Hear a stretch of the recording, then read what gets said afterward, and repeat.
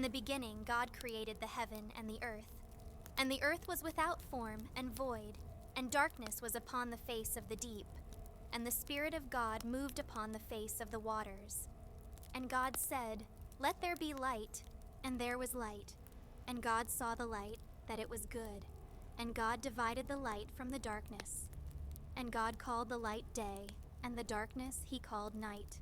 And the evening and the morning were the first day. And God said, "Let there be a firmament in the midst of the waters, and let it divide the waters from the waters." And God made the firmament, and divided the waters which were under the firmament from the waters which were above the firmament. And it was so. And God called the firmament heaven. And the evening and the morning were the second day.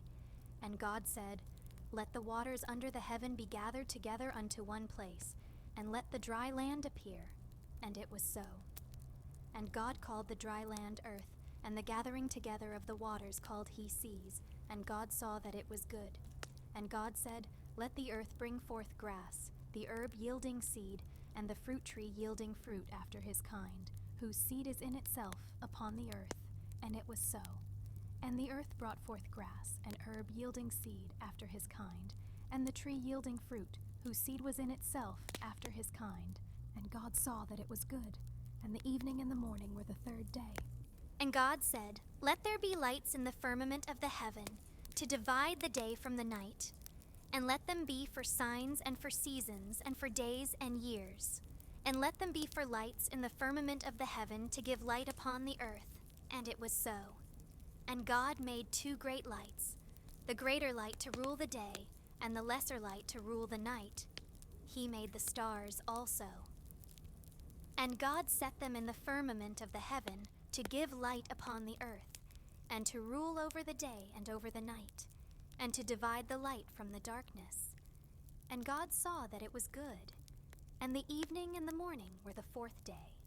And God said, "Let the waters bring forth abundantly the moving creature that hath life, and fowl that may fly above the earth in the open firmament of heaven." And God created great whales, and every living creature that moveth, which the waters brought forth abundantly, after their kind, and every winged fowl after his kind. And God saw that it was good.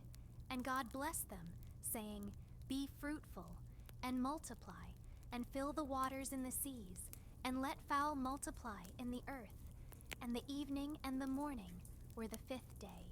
Thus the heavens and the earth were finished, and all the host of them. And on the seventh day God ended his work which he had made, and he rested on the seventh day from all his work which he had made. And God blessed the seventh day and sanctified it, because that in it he had rested from all his work which God created and made. These are the generations of the heavens and of the earth when they were created, in the day that the Lord God made the earth and the heavens, and every plant of the field before it was in the earth, and every herb of the field before it grew. For the Lord God had not caused it to rain upon the earth, and there was not a man to till the ground. But there went up a mist from the earth, and watered the whole face of the ground. And the Lord God formed man of the dust of the ground, and breathed into his nostrils the breath of life, and man became a living soul. And the Lord God planted a garden eastward in Eden, and there he put the man whom he had formed. And out of the ground made the Lord God to grow every tree that is pleasant to the sight, and good for food, the tree of life also in the midst of the garden, and the tree of knowledge of good and evil. And a river went out of Eden to water the garden, and from thence it was parted, and became into 4 heads.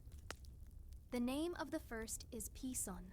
That is it which compasseth the whole land of Havilah, where there is gold, and the gold of that land is good. There is bdellium, and the onyx stone. And the name of the second river is Gihon. The same is it that compasseth the whole land of Ethiopia. And the name of the third river is Hiddekel. That is it which goeth toward the east of Assyria. And the fourth river is Euphrates. And the Lord God took the man, and put him into the garden of Eden to dress it and to keep it. And the Lord God commanded the man, saying, "Of every tree of the garden thou mayest freely eat, but of the tree of the knowledge of good and evil thou shalt not eat of it. For in the day that thou eatest thereof, thou shalt surely die. And the Lord God said, It is not good that the man should be alone. I will make him an helpmeet for him. And out of the ground the Lord God formed every beast of the field and every fowl of the air, and brought them unto Adam to see what he would call them. And whatsoever Adam called every living creature, that was the name thereof. And Adam gave names to all cattle, and to the fowl of the air, and to every beast of the field. But for Adam there was not found an helpmeet for him. And the Lord God caused a deep sleep to fall upon Adam, and he slept. And he took one of his ribs, and closed up the flesh instead thereof. And the rib, which the Lord God had taken from man, made he a woman, and brought her unto the man. And Adam said, This is now bone of my bones, and flesh of my flesh. She shall be called woman, because she was taken out of man. Therefore shall a man leave his father and his mother, and shall cleave unto his wife, and they shall be one flesh. And they were both naked, the man and his wife, and were not ashamed. Now the serpent was more subtle than any beast of the field which the Lord God had made. And he said unto the woman, Yea, hath God said, Ye shall not eat of every tree of the garden? And the woman said unto the serpent, We may eat of the fruit of the trees of the garden. But of the fruit of the tree which is in the midst of the garden, God hath said, Ye shall not eat of it, neither shall ye touch it, lest ye die. And the serpent said unto the woman, Ye shall not surely die. For God doth know that in the day ye eat thereof, then your eyes shall be opened, and ye shall be as gods, knowing good and evil. And when the woman saw that the tree was good for food, and that it was pleasant to the eyes, and a tree to be desired to make one wise, she took of the fruit thereof, and did eat, and gave also unto her husband with her, and he did eat. And the eyes of them both were opened, and they knew that they were naked, and they sewed fig leaves together, and made themselves aprons. And they heard the voice of the Lord God walking in the garden in the cool of the day. And Adam and his wife hid themselves from the presence of the Lord God amongst the trees of the garden. And the Lord God called unto Adam, and said unto him, Where art thou? And he said, I heard thy voice in the garden, and I was afraid, because I was naked, and I hid myself. And he said, Who told thee that thou wast naked? Hast thou eaten of the tree, whereof I commanded thee that thou shouldest not eat? And the man said, The woman whom thou gavest to be with me, she gave me of the tree, and I did eat. And the Lord God said unto the woman, What is this that thou hast done? And the woman said, The serpent beguiled me, and I did eat.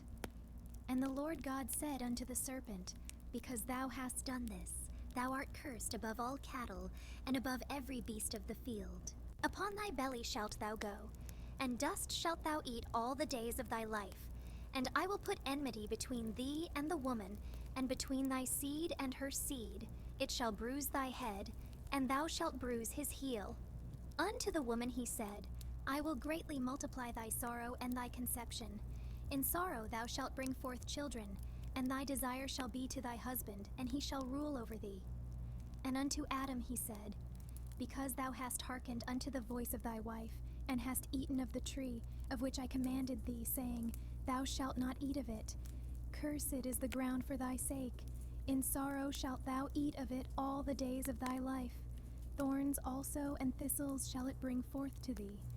And thou shalt eat the herb of the field.